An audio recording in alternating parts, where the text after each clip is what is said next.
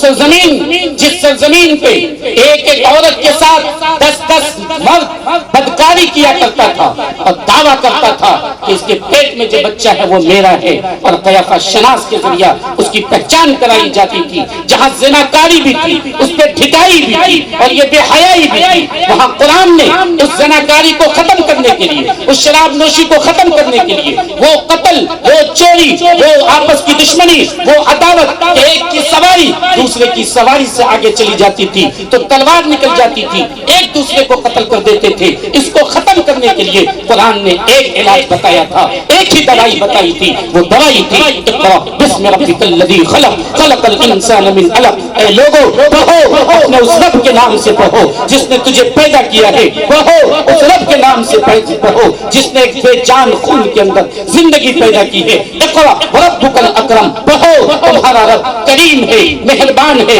پڑھو، پڑھنے کے لیے قلم کا استعمال کرو، تو اللہ نے تجھے قلم کی تعلیم دی، پڑھو، اللہ نے تمہیں وہ چیز سکھلا دیا جو تم نہیں جانتے تھے، علم الانسان ما لم یعلم۔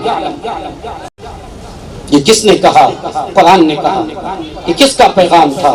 یہ قرآن کا پیغام تھا، نبی کا پیغام تھا، اسلام کا پیغام تھا، مسلمانوں کا پیغام تھا۔ آج سب سے پیچھے آپ ہیں۔